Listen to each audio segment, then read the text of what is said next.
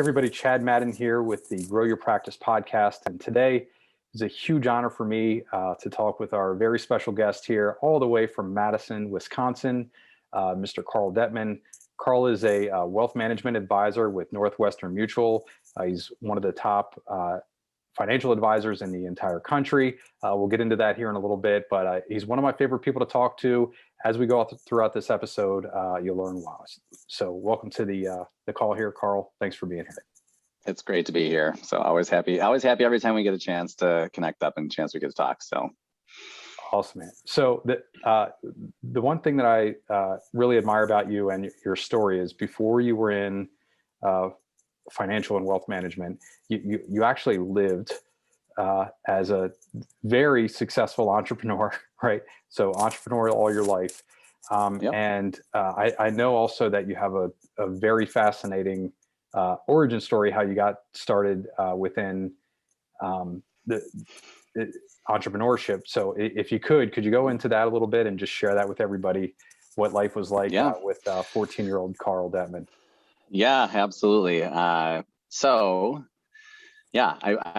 My venture into entrepreneurship, and it started at a really young age. And when you look at people who are entrepreneurs at a really, really young age, you got to look at why. And either it's because they've been empowered by their parents and they've just been set free to like go and explore, which that's what we would hope would be the reasoning. Or the other side of the coin, which is very often is the case, is it's an escape. And so in my side of things, my mom and dad are both wonderful people, and just like every parent, they did everything that they knew how to do and loved me exactly how they knew how to. That being said, I found at a very young age that if I was making money and if I was being productive, that I got more freedom and that I was able to create an environment that was healthier for me. And so for me, I had a litany of just like your normal companies when you're like a little kid, like mowing lawns. And like I actually, way back in the day, there's an area in Wisconsin called Door County where it's like a tourist area, and there's all these trinket shops. And we actually had all of the kids in the neighborhood learn how to make wood pens on a lathe, like these high-end wood pens. And so the first company my brother and I had was doing that. And we made good money. We sold the pens for $100 a piece, and we'd be selling about 10 a week. And so that was, that was real cash for when you're 10, 11, 12 years old. But birth of the internet came around, and 1994, started making website splash pages. And by the time 1996 rolled around was when the birth of e-commerce came into the picture. And so then started helping out making e-commerce websites. And then by the time the dot-com bubble burst, the company had become quite successful. And so we were in this space making websites. And what's neat now is, websites that would take years to build and cost millions of dollars, now you can just get for the click of a button. But it was at the right place at the right time, and that really set off my trajectory as an entrepreneur. So that company ended up having some great success, and then started a second company that was the birth of online photo sharing. And doing photography. And that ended up being with my twin brother, David. We ended up being very successful in that business as well. And so for me, I woke up at a young age. And by the time we were done with both of those companies, I was 24, 25. And was in a different financial position than most people. What was interesting, even as a kid though, is, I was in a very different financial position, but to me, money always seemed kind of like it's just made up. And if we actually, I'm sure we'll talk about this today a little bit, is that money is actually just made up. But even as a little kid, I just thought it was made up. And there's benefits of starting a company when you're really young, because you get to learn a lot when the stakes aren't as high, if that makes sense. So I've had a lot of life lessons come where it was easy for me to pivot because I wasn't having to worry about paying for rent or a roof over my head. And so for me, entering into the wealth management side of things really came because I had to figure out some of my own financial, tax, legal, estate planning. And I had friends that had similar, because like attracts like, so you end up having people that are in similar financial situations that kept on asking me and tapping me on the shoulder for advice. And I would send them, to different legal professionals, tax professionals. And then they'd come back to me after somebody had, tried their best but botched it, because in the grand scheme of things, the way the whole financial services industry and tax and legal industry has worked was businesses were brick and mortar. So if you ran an online business or derived your income online, CPAs and attorneys didn't know how to work with you. Same thing with the wealth management side of things. Most of those wealth managers, it was just W-2 employees, saving up for retirement, very simple. But when you run into a 1099 business owner, especially one that's younger, so if you're under 50 years old and you're making, decent money, the industry really didn't serve very well in those places, and even to this day still doesn't. But so for me, one of those things that you have divine timing. I kept on saying no to this opportunity to be in the finance space. And then there were some dominoes that just fell. And I'm like, all right, the universe is pushing me in this direction. I just got to go for it. Because in my perspective, one of the companies that I'd done a lot of work for was American Girl, the doll company. And so you tell people you work for American Girl, and, people just open up about how that company is so great and they are just been so enriching and everything else. And then I'm like, okay, well, I'm about to tell people I'm going to be a financial advisor. And you hear like some, skull and crossbones hiss and all this other stuff. But then I looked in my community and actually even within my family. And when you look at a lot of the very prominent people in the business community that are into philanthropy and really making an impact, like the essence of wealth management and financial advising comes from a really good spot. And so for me, I look at this, I'm like, all right, if I can't do this, who can? I might as well roll up my sleeves and give it a go. And so instead of being in the role of with my business, creating new products and new services, I chose to take a step is to be an advisor, to be a coach. And so, that was 12, 13 years ago. And so it's been a really fun ride. And when I look at, what the business has blossomed into today, when I look at the clients that I get to work with, which most of them I consider to be friends, because you just, get to work with people you really enjoy being around. It's very rewarding, and it's, so I at times I get to pinch myself because I look at my career that I've had so far. And like, when I look at, some of the things I've made a choice, and I'm sure I'll talk about this today, I've made a choice to not be the wealthiest person that I know. When I look at career wise, if I kept on launching and selling businesses, I would have made a heck of a lot more money than if I'm sitting advising people and getting paid a little bit of a percentage of assets under management. But on the flip side, I look at my life and I do consider myself to be one of the wealthiest people that I know, because I think wealth extends way beyond how big your bank account is. And so that's a little bit snapshot. Great. So just want to connect a couple dots there. One, glad you brought up American Girl doll. I'm a giant consumer. I'm not sure I was in 1996 when I was a freshman in college, but definitely buying a lot of American Girl doll stuff today, items today. So that's great. Pretty much a whole entire wing of our house is American Girl doll stuff. So that's great. The other thing that I just want to make sure is clear for all of the listeners is by the time you were 24, 25, you had exited successfully both of those businesses, and you had a significant cash position there. I won't go Nathan Lotko on you and try to get every decimal out of you, but you were in a unique position as a 24, 25-year-old. Correct. Great. So the other thing that I wanted to say, which you brought up the skull and crossbones, so I had crossed it off of my list to cover here, but it actually came up for me this morning, man. So I'm in the 6 a.m. Brazilian Jiu-Jitsu class, and I was hanging out afterwards. So this is like an MMA gym. They do judo, wrestling, all that stuff. And it actually, the one instructor there is a financial advisor. Mm-hmm. And I'm not going to give you the locker room talk, but there was a negative connotation towards that person. And, essentially you can't trust financial advisors. And I said, I'm sorry, I'm going to stick my foot in my mouth here. And this is the wrong place to do it, because I might get to my car. But I said, there's a smart way to think about that. And if you're just looking at a financial advisor to do nothing more than handpick a few, funds or whatever. Yep. Yeah, exactly. Mutual funds, you're missing the value. But I said, I'm going to have a conversation with a guy today that I'm very much looking forward to Karl, and I said, I've known him for 7-8 years now. And I said, he has given me advice, and it's a 7-figure relationship. Like what he has brought forth in terms of tax savings and structuring my life, with 6 kids and future planning and everything else, like that value is beyond belief. And like it goes beyond, what mutual funds I'm in. So yeah, anyhow, just wanted to inject that in there.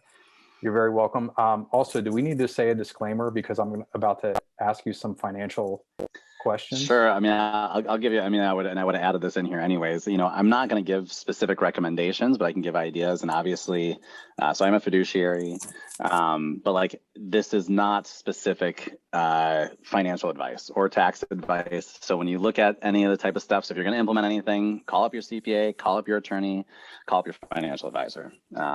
So that is, the disclaimer is there. Great. Thank you. Yeah, this is not a medical diagnosis.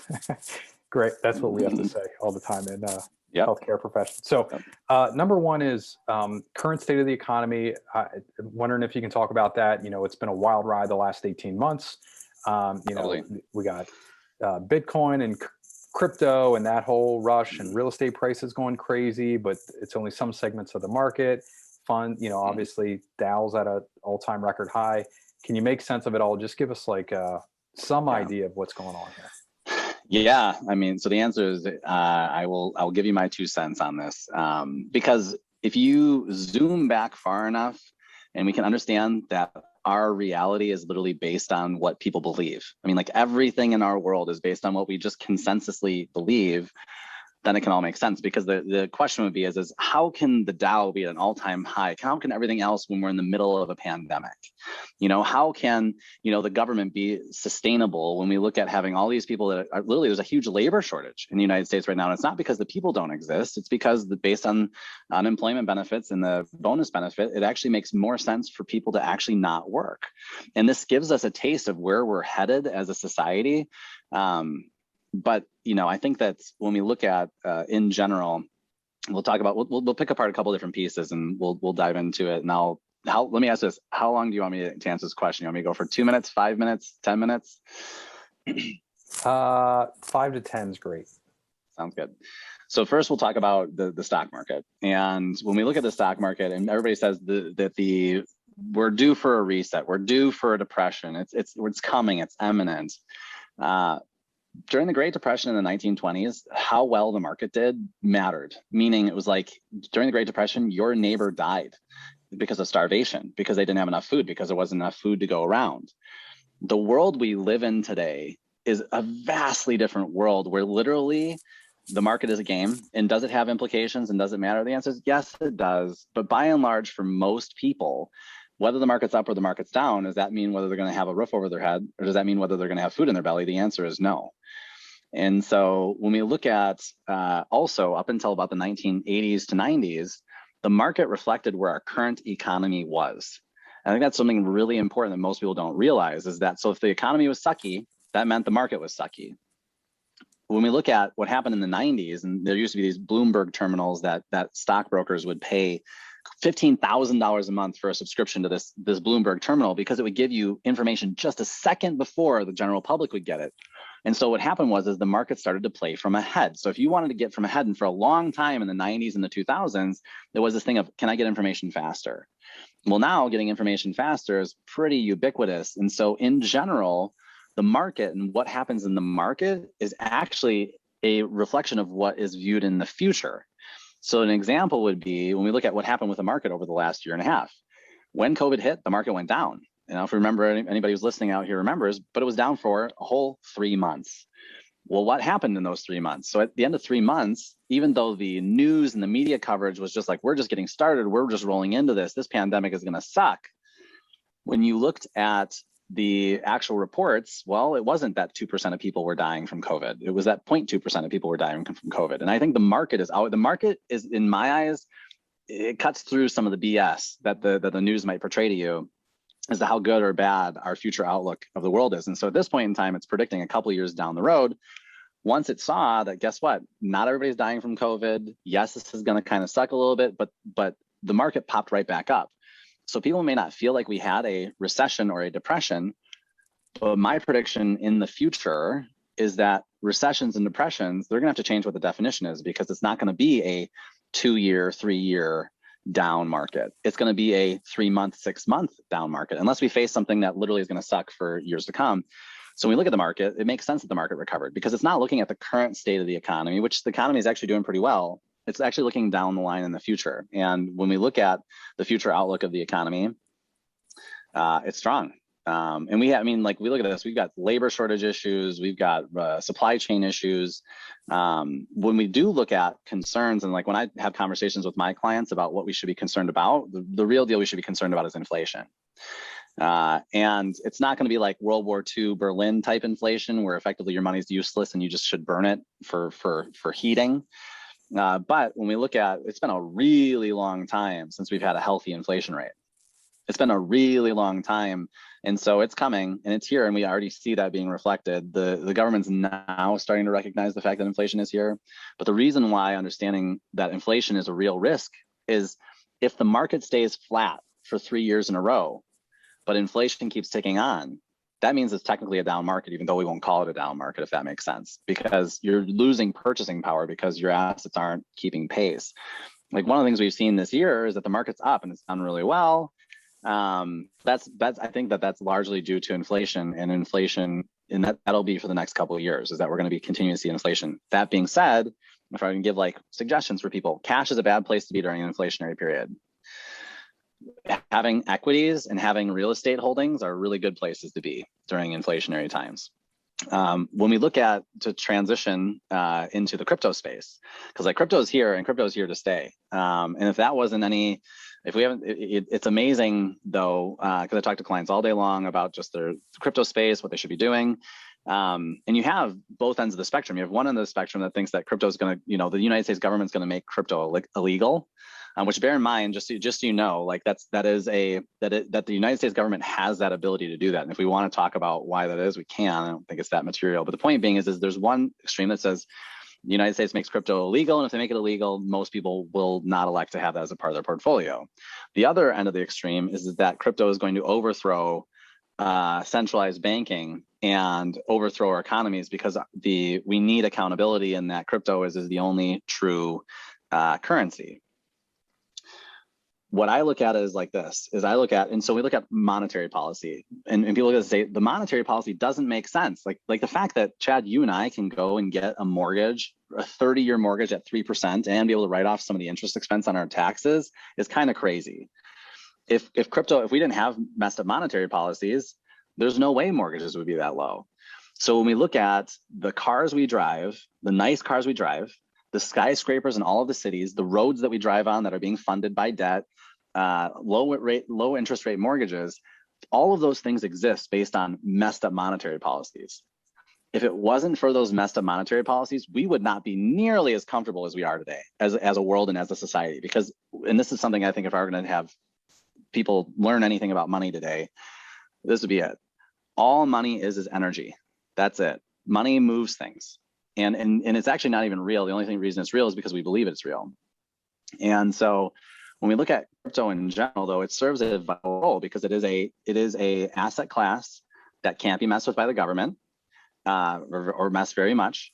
There is transparency. There's a lot of stuff that's going for it. And just so we know, crypto and the backbone of blockchain is a superior form of transacting commerce. But unless crypto allows for monetary policy, which means that which would take away from what blockchain is all about, it's never going to take over the world, because even as it sits right now, only 0.1% of all the world's wealth sits inside any type of digital currency. 99.9% of the world's wealth sits outside of it. So if blockchain or crypto were to ever threaten 99.9%, then they'll just again make it illegal. And so the best we can hope for is that crypto and Bitcoin and Ethereum and all that stuff, it will serve a role for a subset of people. There will be some people who literally just decide, kind of like people who decided I'm living off in the wilderness in Alaska. Think of it as like being in the matrix and out of the matrix. The average American is going to live in the matrix. The average person in the world is going to live in the matrix where they have messed up monetary policies. We're all in the system and everything else. But there's going to be some people who are going to choose to take the pill, and the only thing they're going to live in is outside of the matrix. which means there will be some inconveniences, but they will feel rooted in what they have. What I see for most people is it will serve a role for a asset class for a part of what you do. And the more the government prints money and the more they try, it plays yin to yang. Meaning if we think of like the yin and yang, meaning like masculine, feminine, they play yin and yang, they complement each other. If we look at capitalism versus socialism, yin and yang, what I look at is we have monetary policies, centralized banking, and we have cryptocurrency. It actually, the crypto and having blockchain there helps hold the governments a little bit more accountable, so that way they don't go crazier, if that makes sense. And so if they go crazier, more people will start shifting stuff to crypto. If they go less crazy, then again, they're back in the matrix. And so I think that it serves a role. But what I don't see is I don't see crypto as we know it today. And if we want to dive down this rabbit hole, I do see a future where there's digital currency. But the point being is I don't see crypto as it exists today as taking over as the world's currency. But it still serves a role, and it's a neat place to make some money and lose some money. Great, especially buying and selling day trading crypto would be kind of crazy right now. Yep. But yeah, just listen to a pretty good interview with Kevin Rose on the Tim Ferriss podcast, and Kevin Rose is highly involved in I think it's BlockFi and a few other crypto spaces, and they did a pretty deep dive. But everything you said there, Karl, with regarding the Fed pumping $18 trillion or $9 trillion in 2020 into the economy and devaluing the dollar and what that means long term, and how are we having 3% mortgage rates and 0% on our cash, right? They really do a deep dive into that. So yeah, I love what you said there. That's great. Anything else regarding the future of the economy that is worthwhile? If I'm a healthcare practitioner, let me set this up for you a little bit. Please healthcare practitioner, I'm getting average healthcare practice owners making 100 to 300K a year. Mm-hmm. Now, all of a sudden, what I hear you saying is, this inflation continues, my $150,000 that I'm making a year, that buying power is going to decrease. So making 150 in 2024 might be like making 75K today, right? If we have crazy inflation. So in terms of buying power, so what is there about the future of the economy, and how can I plan ahead as a clinician? Yeah, so a couple things here, and when we look at like the inflation, it's not going to be. I mean, my prediction is it's not going to be crazy like where the value of your dollars have in a couple of years. It's going to be more like 5, 6, 7% inflation, which bear in mind is still high. We look at a 5 to 6% inflation rate, that is still high. Just to give people some context, because some of your listeners maybe weren't adults when they were in the 80s, we've already endured and survived and done just fine through higher inflationary periods. Just like if you wanted to take out a home mortgage, just to give you some perspective, in the late 80s, early 90s, 17%. If you wanted a home loan, or if you wanted a car loan, 25 to 30% was the normal rate. And so, but where we're shifting to, and this is kind of like the future, and this is one of the things that if someone who today is making $100,000 a year is struggling to get by 4 years from now, that means everyone is struggling. I mean, that's one of the things we just got to keep in mind. There's a couple other things at play though as well, which we fail to recognize, and this may be a good tangent to dive into our conversation today, is that we are entering a time of extreme abundance. We pay farmers not to plant food, literally as if they did. Like we subsidize all this other type of stuff. We are in a place of abundance. So technically, you may not have, like back in the day, it was like whoever had the castle had the security. And we look at this, but that doesn't, like, in like an example would be like inheritances. Inheritances were very important for generation after generation after generation, because that meant that your kids had a higher chance of surviving than you did. Today, if you're going to leave your kid an inheritance, unless they have special needs, you're just buying them a Ferrari quicker. Because at the end of the day, if we're looking at this, our grandparents, they were concerned about whether their kids had a home or not, or had food in their belly. But I would ask yourself, if you have kids at this point in time, are you concerned about your kids having a roof over their head or food in their belly? Because chances are you're like, no, it's pretty much guaranteed, unless something goes horribly wrong. And so when we look at this in general, I look at it's like one day at a time, head down, do your work. as inflation goes, your prices should adjust. Everything adjusts. We've gone through inflationary periods in the past. Everything adjusts. And so you will be doing your adjustments too, just like everybody else. But when we look at the risks or threats to the economy, I always ask myself this. I'm like, I love Ben & Jerry's ice cream. That's just kind of like the staple junk food that I like. I ask myself, and this is even during COVID, when people are like, oh my gosh, the end of the world's happening. I'm like, do you ever see it getting bad enough that you won't be able to go to the store and get ice cream? And everybody answers like, no, I'm totally gonna be able to get ice cream. I go, do you think your life's really that bad? We have changed what our perspective of wealth is. I mean, I can tell you, like, we are living, I mean, if you look at human history, we are living in a time when there is just abundance everywhere, even though the news will make us tell us otherwise. If we want to talk about the psychology, we can. And so when we look at, from my side of things, we also are manifestors. And so I look at this, I would say with inflation and outlook for the future, our economy will go through ups and downs, but literally it is there to grab your attention. It is there to grab your attention. I think when we look at medical practitioners and that type of stuff, bigger threats to your guys' profession are going to be things like when you look at your insurance, depending on where you are, the insurance companies that are sending patients your way, changing their policies so that overnight, you know, that business isn't being sent your way. And really that being like bigger threats is being like more big policy changes from like the customers you serve, because they mostly come from a specific insurance source. That's going to be a way bigger threat to your business than necessarily inflation or the economy is. That's great. Chunky Monkey? Chunky Monkey's pretty good. I mean, I can tell you, I know like all the flavors. One of my favorites, I mean, there's Tonight Dough, Americone Dream, but one I've discovered recently is peanut butter half baked, and that one's legit. So, all right, I'll have to give that a try. The other thing that I want to bring up is I saw almost a mini riot of Karens here because Panera was not opening until 10 o'clock.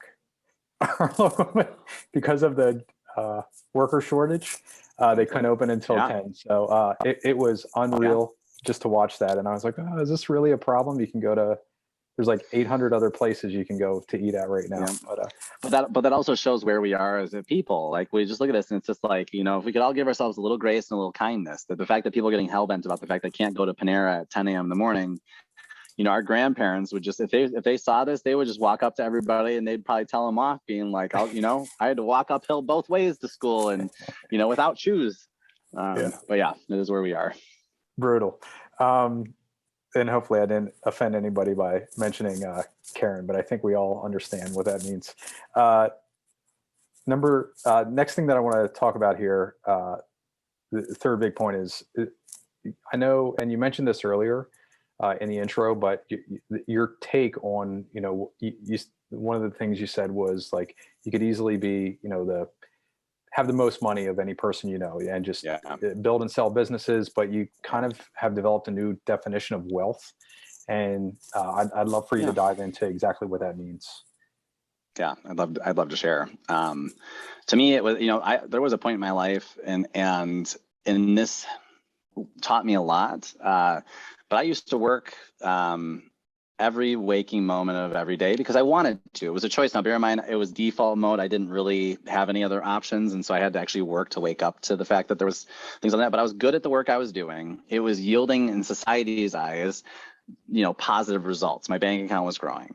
But I remember I worked with a good life coach, and she said to me, she goes, literally, she's like, I need to challenge you to be comfortable doing nothing. And it took me a while to do that. It took me about 6 months. And the task was, you have to sit on Wednesdays. We figured out my prime revenue day. And prime revenue day was Wednesdays. And it was just so easy for me to just work. And so she just said, you know, for the sake of, and as a point, I had enough financial success. And she's like, I want to challenge you. You need to get better at the skill of doing nothing. And so the name of the game was, every Wednesday, I would go and sit and people watch at a park somewhere, wherever I was on the planet, and no technology. And the goal was, I had to do that until I was comfortable. And I literally remember, in most things, somebody gives a suggestion, you give it a go, and after like a couple of weeks or a month, you got it. You got this new routine figured out. For me, 5 months in, I literally remember saying to one of my friends, I go, I literally feel like I'm a failure at life.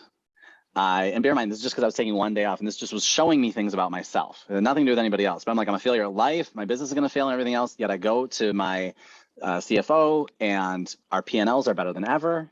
Everything's pointing. The only thing that's not right is in my mind. And so at 6 months, I finally submitted and gave in, and like got really comfortable. And actually, it's something I really enjoy is taking time to actually do.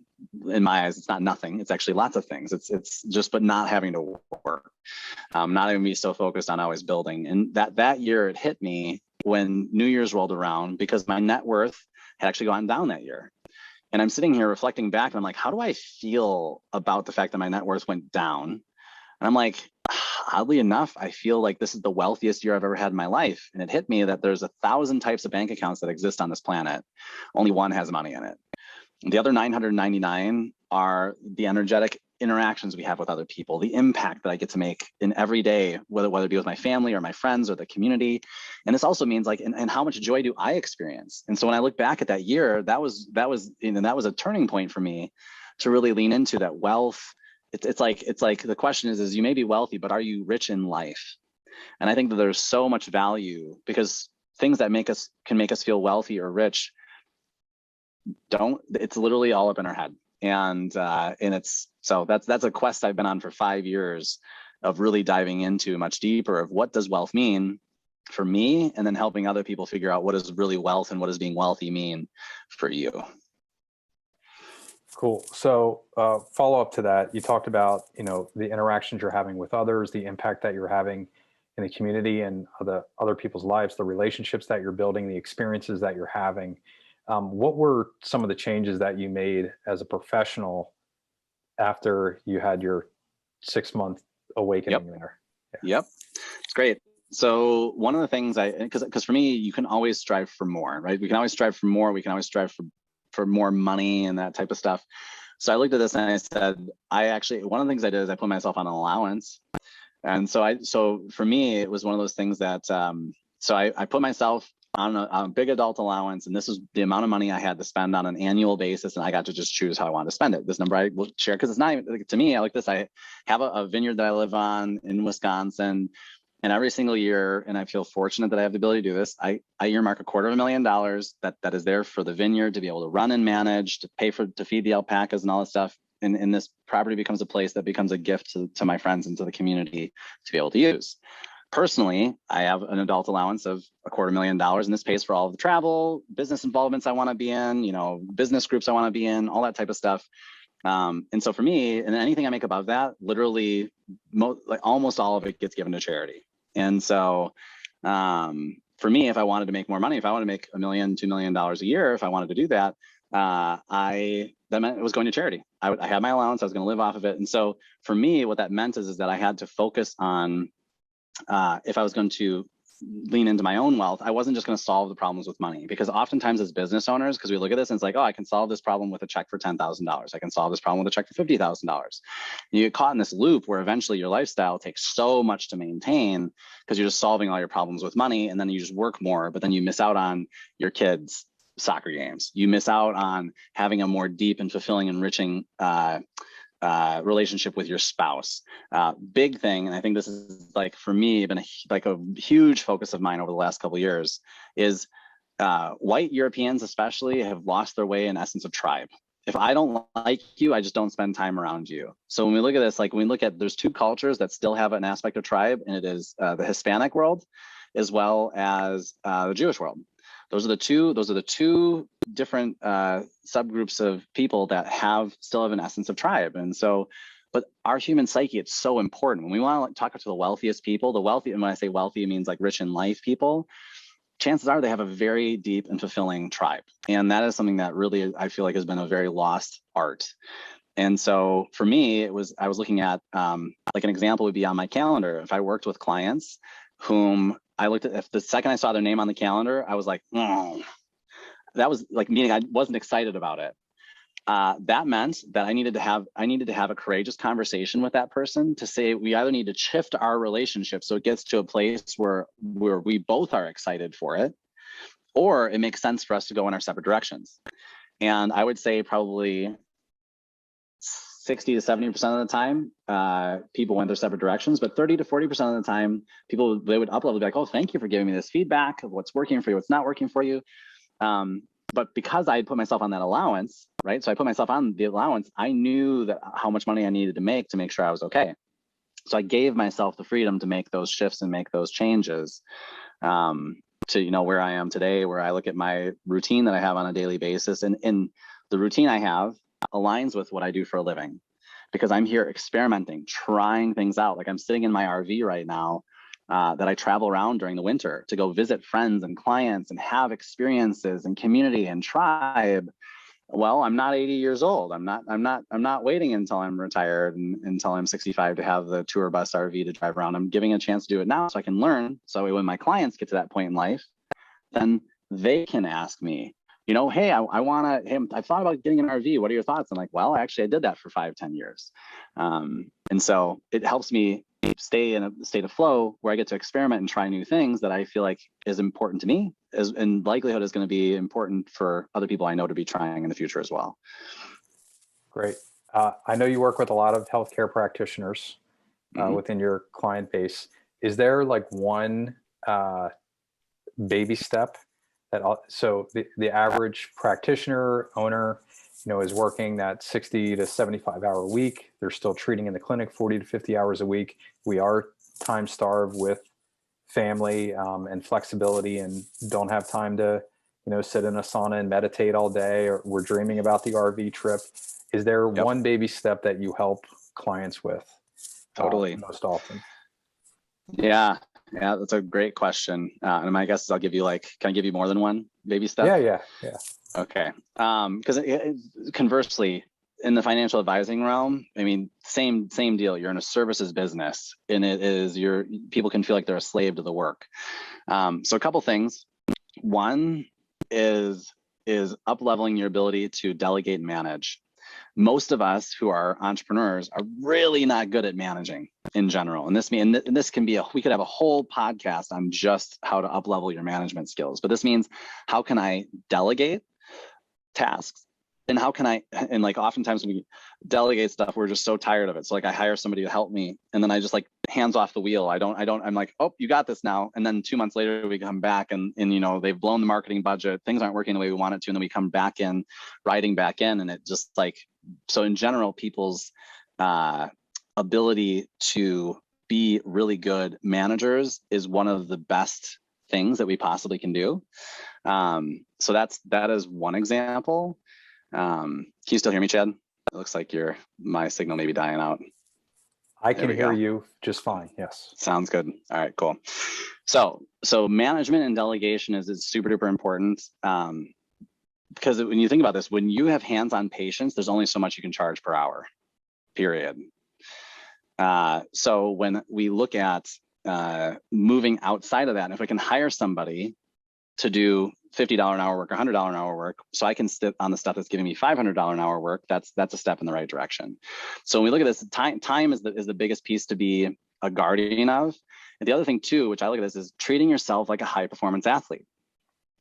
Am I treating myself like a $50 an hour athlete or a $25 an hour athlete, or am I treating myself like a $1,000 an hour an athlete? And when I say that, I remember I gave this blanket advice to someone once, and then they went out and just got all the massages and everything else, but then the revenue didn't come in. I'm like, well, you treated yourself like you're making 20 million a year.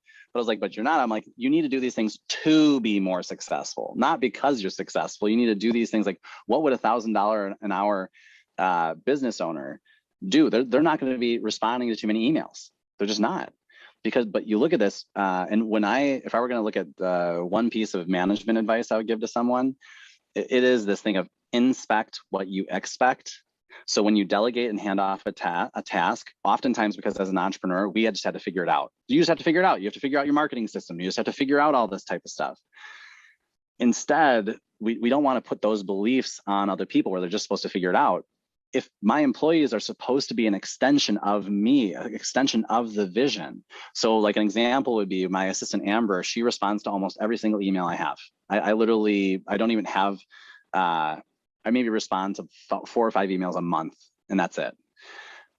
But it took us about a year to get there. What would happen is we would go through the emails together. She would start typing up responses and put them in my draft folders. I would let her know and give her feedback till eventually when she would draft up a response, it would sound like it was coming from me.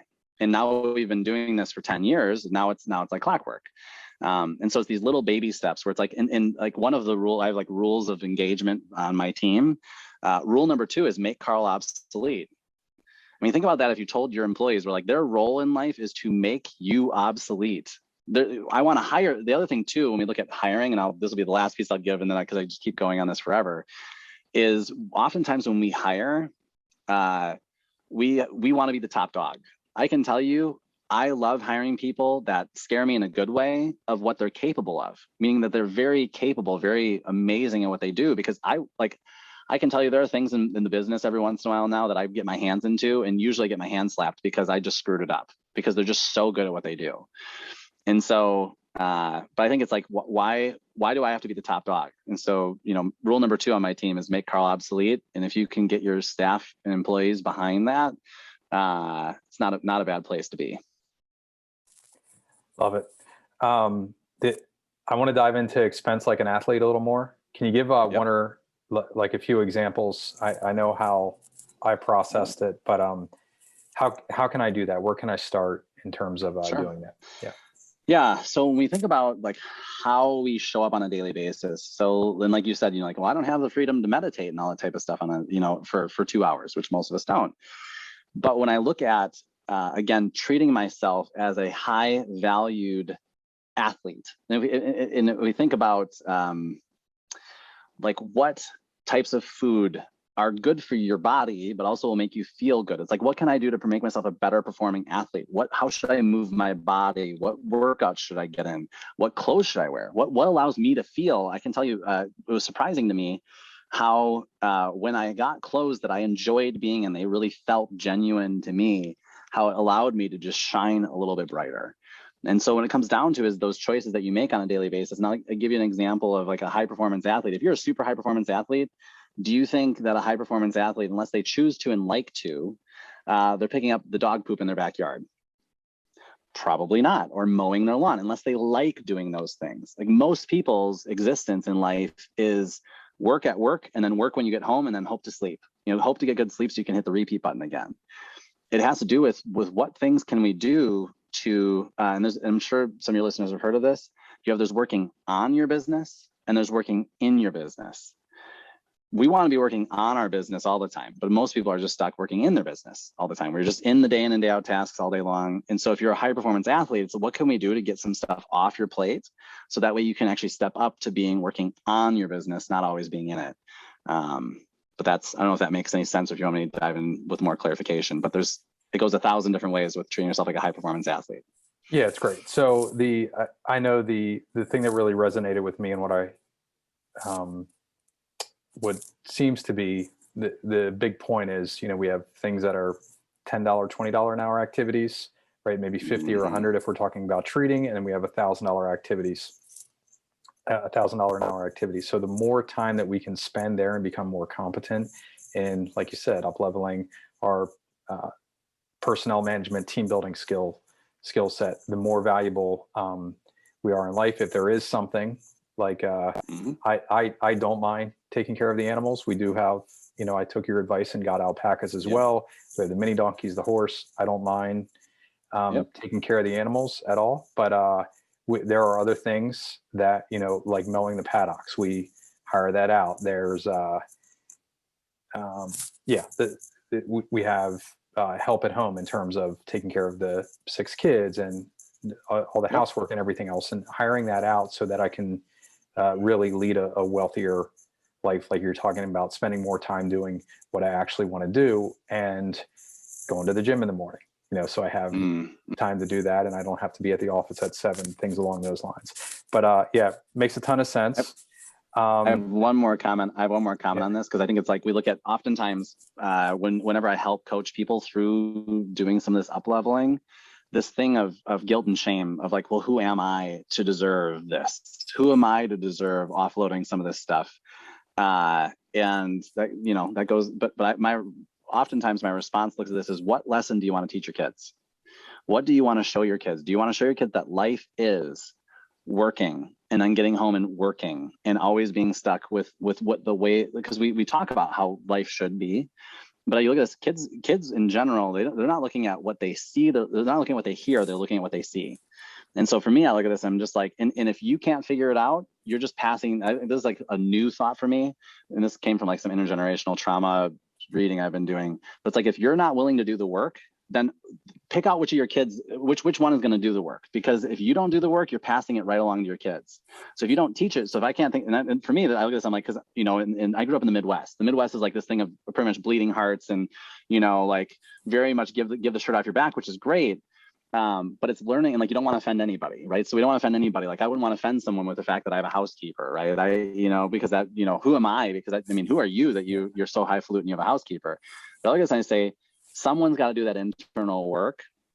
And so it says, if it's not going to be you, then pick which one of your kids or your grandkids is going to be the one to do the work. And that can be super motivating to do the work, because you're just passing, someone's got to do it. You're just passing along. And so for me, I look at this and say, I'll be the one to do the work.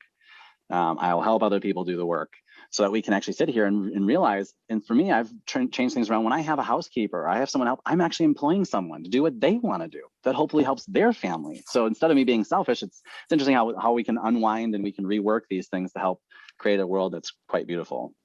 Yeah, that's a great point, because I did have a knee-jerk reaction. It was pretty reflexive even as I was talking about it there, where I was like, I'm going to say I have a housekeeper here, even though she's like 12 hours a week.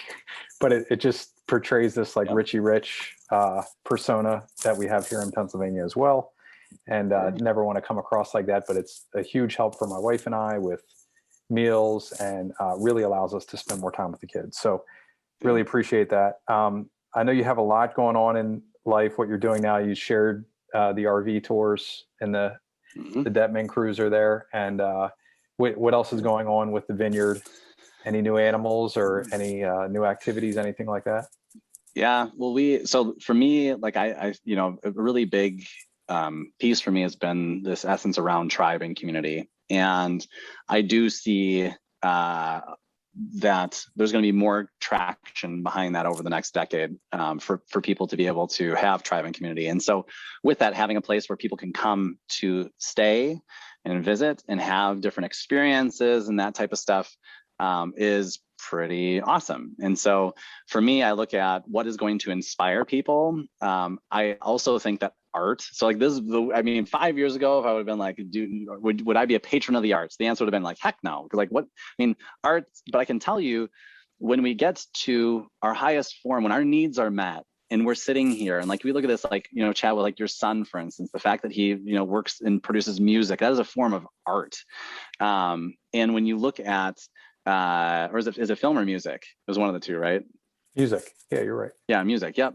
And so that's a form of art. And so for me, I look at something I feel passionate about is inspiring people to figure out what is their art. And art doesn't mean painting a picture. Art can be how I show up energetically, right? How I move my body when I dance, any of that type of stuff. And so my property, there's been a shift towards creating, like I have a woodworking shop and metalworking shop, and I've really upped the supplies and that type of stuff. So that if someone wants to come here and build something that helps them inspire them, that's one thing. Like you know, a couple other things, like I won't finish it this year before I leave for October, but I am building a tree house, and it's, at this point, it's pretty cool.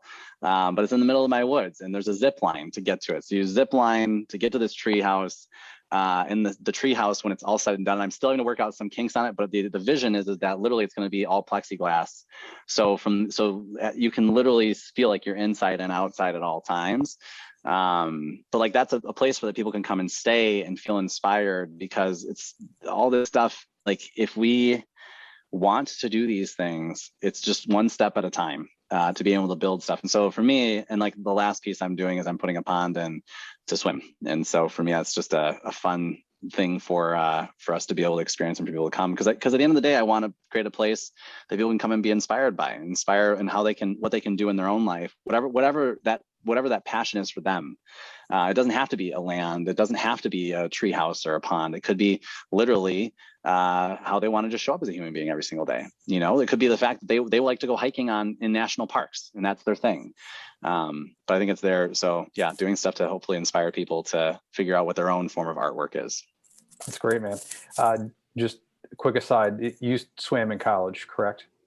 I did, indeed. University of Wisconsin lacrosse. You got it. Quick shout out to Professor George Davies, who was at there. He's a famous physical therapist who was a professor at a University of Wisconsin La Crosse. I love it. Very obscure. That is super knowledge. Obscure. That is great. Yep. So I thought I remembered you were a competitive D1 swimmer. Yep. The other thing that I wanted to get into, which I did not mention to you in prep for this, was probably one of the most powerful pieces of advice you gave to me. We're going to talk about the quarterly spouse. Tie a nice bow on that, on this interview with that. But before we get to that, what's the best way if somebody's listening to this and they want to contact you about either staying in the plexiglass treehouse or to talk about wealth advising? What's the best way for people to get in contact with you, Karl? Yeah, so you can go, and I don't know if it's going to be linked anywhere, but you can just go to karldettmann.com. That's Karl with K, and Dettmann, I'm sure it can be put out somewhere. Or it would just be my email address, which would be karl.dettmann@nm.com. But karldettmann.com is the easiest one. So great. I'm going to spell it for everybody right now. It's KarlDettmann. So 2 T's, 2 N's, kandkarl.com. You got it. Awesome, man. So the one thing that you identified, and I think when was the first time we were at 2014 New Jersey, 2015 New Jersey, something like that. We did a retreat at I think it was the New Jersey Raceway, Speedway, something like that. Yep. Racing G250s, if I remember right. That was fun. Yeah, it was great. So went to a racing school together, and I remember we were having a conversation and talking about, and it was a common theme in not only in both of our lives, but other men that we were talking with. And it's this idea of, in most relationships, one person is the saver, future planner. Yeah. And the other one is, you got it, yin and yang, right? Yep. Right back at it. Totally. So, and I remember the one piece of advice that you gave us was to have a quarterly household meeting, 1 or 2 hours. I set up a spreadsheet because I'm a nerd, and we have, we look at our assets. We have a game that we're playing, which is the 4% game. How much do we need in assets with the real estate, with the businesses, in cash, et cetera, investments, so that if all of my wealth earning power went away, money earning power went away, that we could sustain the lifestyle, continue to raise our 6 kids and send them off to college and everything else that we need to do in life, on 4% of our total wealth. And that's the game we're playing. We then look at our expenses over the last quarter and any big expenses that we have coming up, any trips that we have. We have one. What's our next one? Remodeling a bathroom is coming. The bathroom is 35 years old. It's time for remodel. So, so we started doing that, and it's not always cake and easy, but it at least gets us on the same page where we're creating some agreements, and it got rid of all the bickering that we were having on like day-to-day emotional decisions, like, oh my gosh, you went out and bought a new car and didn't tell me, or whatever. I'm being a little dramatic now, but I was wondering like if you could walk people through what that meeting would look like ideally, and any other tips that you have for owners. Would love to. So let me tee this up a little bit. So you either have, and this is the way it works with anything in life, you either have a process or you have a problem. And when we look at just money, and this is very indicative of business owners, at the end of the year, you'll be like, wow, it said I made a lot of money, but where did it all go? Very common. Like you look at your over 10 years, you're like, man, on taxes, it said I made a lot of money, but I don't really have a lot to show for it. Well, in general, especially if you have, and this works even if you don't have a life partner, but if you do, what happens in chat is hit this on the head. You have one person that's more inclined to be the saver and one person that's more inclined to be the spender. Neither one is better or worse than the other, regardless of how the other person will feel, right? So everybody feels like my way is the right way. From eagle eye view, they both serve a different role and a different perspective. But long story short, and I can tell you, it's not male or female. It's just typically one spouse is more of a spender, one spouse is more of a saver. Listen to me. You will never view money the same ever. Never, ever, ever. It will never view the same ever. So you just need to stop the conversations around it. But instead, let's put a process in place instead of having a problem, because the problem is just we just don't talk about it, we just don't deal it, or we bicker. And so what happens is we put ourselves on a decent sized allowance. And I think about like this is I break my income into a couple different buckets. The main bucket is what we know is our live bucket. So think of that as that's where all the money is up top, live, and all income goes into that live bucket. It's just a savings or checking account. And let's say my monthly lifestyle spend is $6,000 a month. And let's say what I make is $10,000 a month. So between two partners, they make $10,000 a month, and $6,000 a month is what it takes to like pay the mortgage, pay debt obligations. But this doesn't include things that are out of like your everyday monthly expenses. It doesn't include things like a trip to Disney World, for instance, buying new furniture for the house, eating out. And in my case, I just, for the first 2 times I eat out a week, come out of a live account. Anything other than that's got to come out of my fun account, which we're going to talk about in a second. But at the end of the day, it's one of these things where it's like my basic living expenses come out of the live account. And let's say that's $6,000 a month, $10,000 a month total is coming in, which means there's $4,000 a month left over. Let's say, and if we want to add in a scenario with kids, we can, but let's do it without kids right now. But you've got a husband and a wife, and now we set up 2 fun accounts. And so underneath that live account, you have 2 separate checking or savings accounts, doesn't really matter. And you each agree on what is a monthly amount that you can make do with to get all of your fun stuff. And fun stuff means like the clothing you wear. If you want to go on a guys or a girls trip, if you guys want to go on a family trip together, if you want to buy furniture for a house, or you want to get whatever else, or, you know, if I want to go on a hunt, if I want to buy a new bow, hunting bow, or a guitar. And let's just, in general, whenever I talk to people, and I always say, and this would be a good question to ask you, if I said, what do you need on a monthly basis to just cover your fun expenses? Most people are like, oh man, I only need like 200, maybe $500 a month, which I can tell you right now is not the case. You need more than that. Because what happens, and let's just say we agree on $1,000 a month each. So husband and wife agree on $1,000 each goes into their bank account, and that is your money. You can do whatever you want to do with it. So if you want to go to the casino and you want to gamble it all away every single month, you totally can. If you win money at the casino and you want to put it back in your fun account, like absolutely. If you win the jackpot and you turn your $1,000 into $1 million, I would suggest you add some of that money back into the family pot. You know, we're all here on the same ship. But the point being is that it's your money to do what you want to do with. You do not have to ask permission around what you can or cannot buy. If we don't have it set up this way, meaning like it's just we have one account, there are acceptable purchases in my life. And like acceptable purchase would be just getting coffee at Starbucks. I don't need to call my partner up if I want to get coffee at Starbucks. And so what ends up happening is I get coffee at Starbucks all the time because it's acceptable. I don't need to call. But if I go and buy $1,000 new guitar without saying something, then that might be problematic. This way, if we have it set up where you have your live and fun accounts, literally you can spend that fun account on whatever you want. What ends up happening is people then get to ask themselves, what's going to make me happier? Is it going to be getting Starbucks coffee, or is it going to be getting that new guitar? Well, guess what? If I forgo the Starbucks coffee for a month and then I have this $1,000, I can go buy that new guitar, and that's great. And I could buy a new guitar every single month. What happens is people end up shifting how they spend their money, and it grows. So in the savings account, if I don't blow all $1,000, it grows and grows and grows and grows and grows. And so if I eventually end up with $10,000 in there, great. And that's my money to spend. It is not to save. It is not to pay off debt with. It is just to spend. What that does is allows people to make purchases that make them happier. It also allows you to not have to have constant bickering about what purchases you're making. Because again, and so now if we look at that same scenario, live account, fun account, 6,000 is what comes out of live account, 2,000 total out of the fun accounts because you each have your own. That means 8,000. What's left over, hypothetically, is $2,000 a month because I'm making 10 again. For me and my partner, and this is what I would recommend for anybody because we have a process again, is 4 times a year. So once a quarter, we sit down and we talk about where the finances are at. And let's say I want to keep $40,000 in cash at all times. So that means that in my live account, there's 40 grand. But if every single month went by and I had 2 grand extra, then let's just say after 4 months, I've got $8,000 extra. My commitment with me and my partner is that every single quarter we liquidate down to 40,000 again. So if there's 100,000 in there, I'm gonna liquidate $60,000. If there's 48,000, I'm gonna liquidate it. So it always goes down to 40.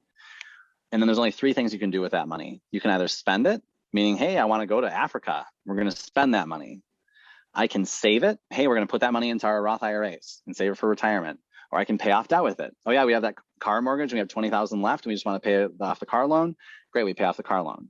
So what happens with you and your partner or spouse is you're making 4 big decisions a year as to what you want to do with those money. And you're not going to do each quarter, spend it, spend it, spend it, spend it. You're going to do spend, save, pay off debt, spend, save, pay off debt, pay off debt. And so what happens is you have that process, and then you're just making 4 big decisions a year. How most people go from making a lot of money and then saying, well, they have nothing to show for it, it's death by 1,000 lashings. It's all these teeny little purchases that add up. And at the end of the year, you're like, I just spent $40,000 on coffee and eating out that really didn't really provide that much fulfillment for me. And so with that, I will stop to see if there's any questions from you on that. But that is a all-encompassing explanation of a process that can work for people and has worked for many of my clients. Yeah, I didn't even, or maybe I didn't remember the spend it, save it, pay off debt, but that's exactly what we've done, like to a T, and it has worked out so much better. Unreal. And we have agreements on it, and it's like, okay, we can pay off the mortgage here, or we can, never have a car loan again, or whatever it is. Like, just a very natural thing to do. And if anybody looks at this and they're like, okay, I like what I hear, I don't fully get it, just reach out to me. I'm literally happy to hop on the phone for 5 minutes and walk you through and answer your questions, because that stuff is easy and very impactful. So great. Be happy to clue people in on that. Yeah. So I know there are a lot of us out there that have lived through bickering, and probably a couple levels of bickering above that I really appreciate going through the passive aggressive arguments. Right. And I just want to refresh for everybody. The best way to get in contact with Karl is the KarlDettmann.com. It's KarlDettmann.com, or it was Karl.Dettmann at N as in Nancy, M as in mother.com. Awesome. And that stands for Northwestern Mutual. Any other parting words of advice here before we sign off, Karl? This was great. You killed it. Yeah, thank you. I appreciate the time. It's always great talking, Chad. For me, when I look at just the world and what we're experiencing today, the media may feel like we the last couple of years have really been fear-based, and to me, I look at this, it serves a role, and it served a role for human history. I do think the narrative is shifting, and I do think we're a ways away from it. But what I would say is if you feel like you're someone who is in the fear space, where that's what's driving your decisions, is like you're afraid of losing, you're afraid of whatever else. What I would just say is that you're not alone. And what I would say is let's set a goal to help shift it, where we're looking at opportunities and abundance. Because when we remove ourselves from media, we remove ourselves from propaganda engines, truly we are living in a time of abundance. And we look at this, we have more than enough ability with technology to be able to connect, like, how you and I are right now. And this can be filling our cup up. And so if you're looking at this, a great way to feel wealthy or feel rich is to enrich the relationships you have.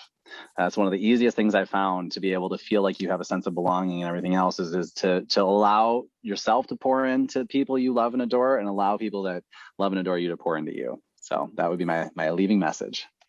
Love it, man. Awesome. Thank you so much for being on here, Karl. For everybody else, thank you very much for listening to this episode of the Grow Your Practice podcast. See you next time.